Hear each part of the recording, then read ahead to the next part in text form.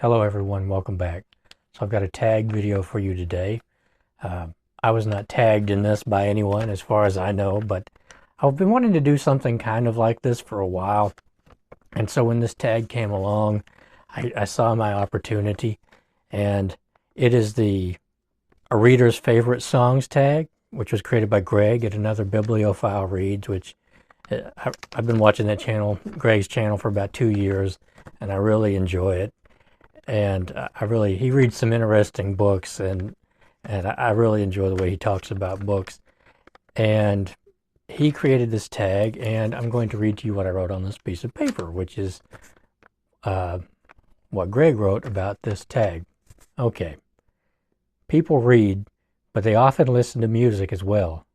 Do readers' choices in music reflect their preferences in reading? As a reader, what songs interest you? Let the viewers decide whether your musical tastes match your reading tastes. Name a few of your favorite songs. There's no need to put them in a specific order unless you'd like to. There's no minimum or maximum number of songs required.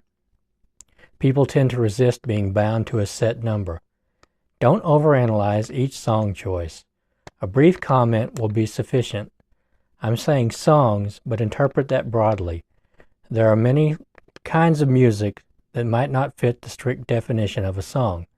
Go with whatever feels right to you. So apparently I can't read my own handwriting. So I have picked several, and what I decided to do for this particular tag was, instead of picking my favorite songs of all time, I wanted to pick my favorite songs from the period that I have been doing this channel, since I created this channel until the present moment.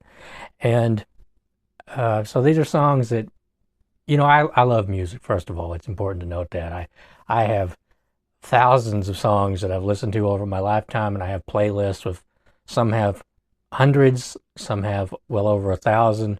The one that I play most often, like, I have the YouTube music app, and I drive around all over the place. It has over 1,400 songs on it, and they are all songs that I really, really like. Like, it's not a catch-all. Those are songs that I have listened to each individually and that I like very much. And so I drive all over the place, and sometimes I just go for drives to listen to music. And I mean, I stop places on the way too. It's not just me burning gas, but I sometimes find a good excuse to go for a drive. But I listen to music here at the house a lot. I don't listen to music when I read. I listen to playlists sometimes of, there is a YouTuber called, who goes by Nobody. I love Nobody's channel. Really great playlists, some of my favorites. And they're just really good background music. And I have tinnitus, so I've always got to have some kind of background noise going on. In fact, sometimes it's hard for me to film these videos because it's silent in here, and I hear this high-pitched squeal out of both my ears. But anyway, I'm going to get on to the songs here. So these are songs that, since I started this channel, have been really interesting to me, and that I sometimes get into this groove where I listen to the same song over and over. And some of these I've heard for many years and just got back into that groove, and some of them I heard for the first time. So the first song is She Caught the Katy by the Blues Brothers. And yes, you heard that right. That's the Blues Brothers. That's John Belushi, Dan Aykroyd, Matt Guitar Murphy, was it Donald Duck Dunn, so on and so on. They actually got together when they filmed the Blues Brothers, and they made an album.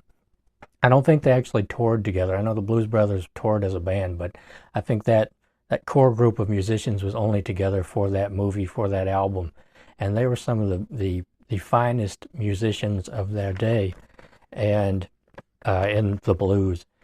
And She Caught the Katy is just a great song, and it's John Belushi sings the lyrics. It's the very first song in the beginning of the movie where Elwood picks up Jake from Joliet prison.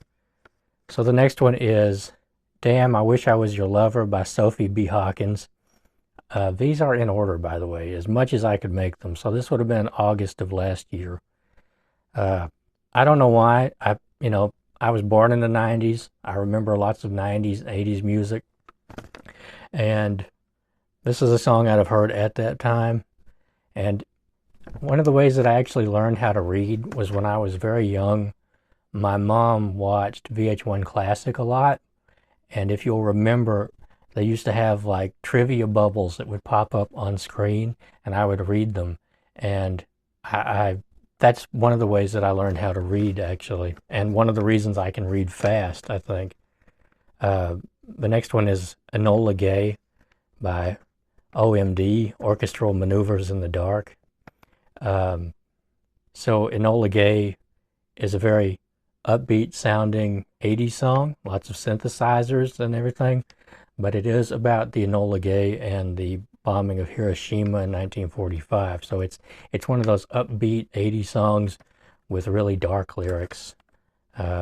Okay. The next is Six Underground by Sneaker Pimps. One thing in common with a lot of these is they're very smooth songs and sung by people with very smooth voices. And I don't know, that one it just hit me just right there for a little while, which that's another song I would have heard when I was much younger. So the next one is Self-Control by Laura Branigan. And I don't think it would be a stretch to say that that's probably my favorite 80s song. And I love like new wave music. I loved disco and punk, and I love a lot of 80s music, but I think Self-Control is by far my favorite 80s song. I don't know why. Like I said, I really have a thing for synthesizers and for the saxophone and for singers with very smooth voices. The next is, let's see, another 80s song, Love is a Stranger by the Eurythmics. And that's a really good one. The next is Cambodia by Kim Wilde, which is a song it's about a woman who's in love with an Air Force pilot, and he is called upon to do a secret mission into Cambodia, and he never returns. And that's a really good one. I like the extended edition, but I don't think that's on YouTube anymore. Let's see. The next is I Can't Stand the Rain by Ann Peebles. That's a great, great song. She has a wonderful voice. And let's see, the next three are all by the same artist, same singer, and they are all in French. And it's important to note here that I do not speak a word of French.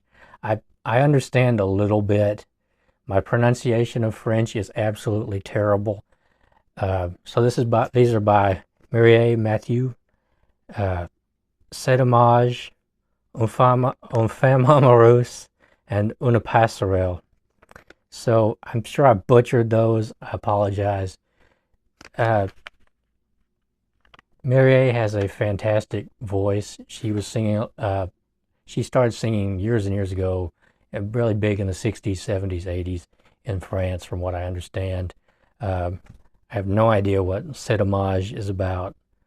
Une femme amoureuse is a copy of, I think it's Barbra Streisand's A Woman in Love, which was written by Barry Gibb, if I remember right. And then Una Passerelle, I have absolutely no idea what that is about, but I'm just captivated by her voice. Okay, so the next one is Roads by Portishead, which is on the album Dummy. And if you've never heard the album Dummy, you're really missing out. It is hard to explain that album. It's discordant. It's kind of jangly. It's off key. It's beautiful. It has moments that just, I mean, you tingle all over. It's crazy. But Roads is a very sad song, and so there are two more. So this next one is kind of funny. I'm kind of embarrassed to talk about this. So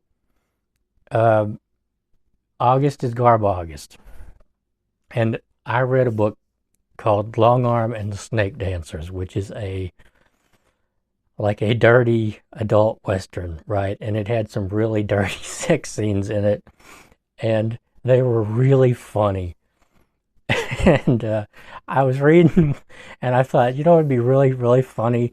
It would be hilarious if I got up and I turned on like some 70s adult cinema music and read this scene just to make it even more trashy.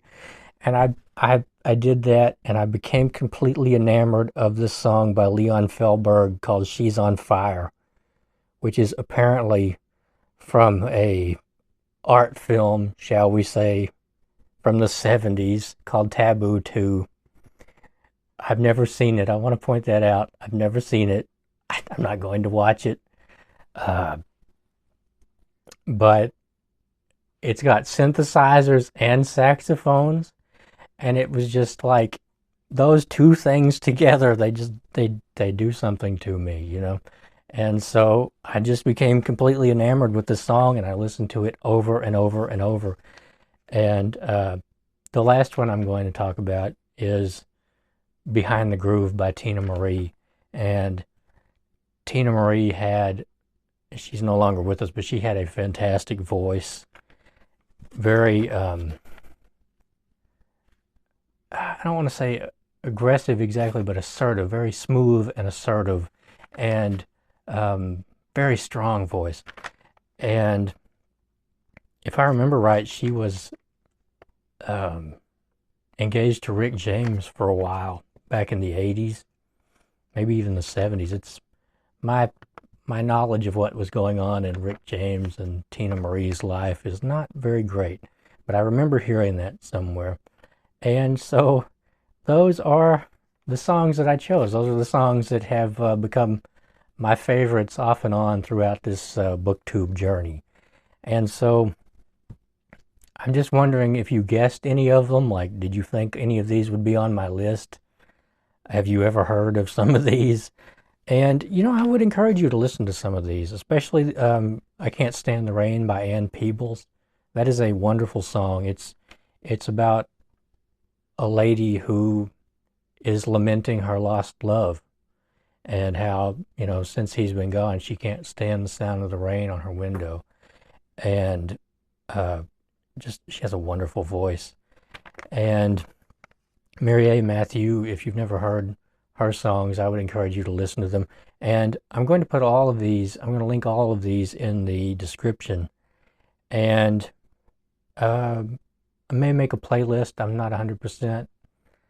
And yeah, so that was kind of fun. I probably didn't do a very good job on this tag. I've been a little bit out of sorts making videos lately. I made a couple of videos lately that got a lot of attention, and I've been a little bit self-conscious. And so I'm just trying to get back into the groove of making videos.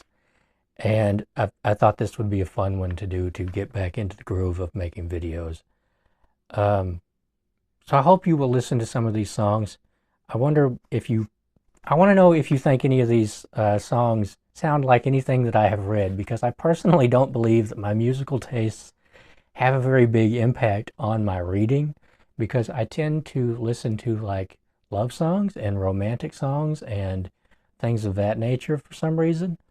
But I don't read about romances. I don't read romance books. I don't like books that are about love stories. So I'd just be interested to hear your thoughts on that. So I want to thank Greg from Another Bibliophile Reads for creating this tag. I've enjoyed doing this. I don't know how enjoyable it will be to watch.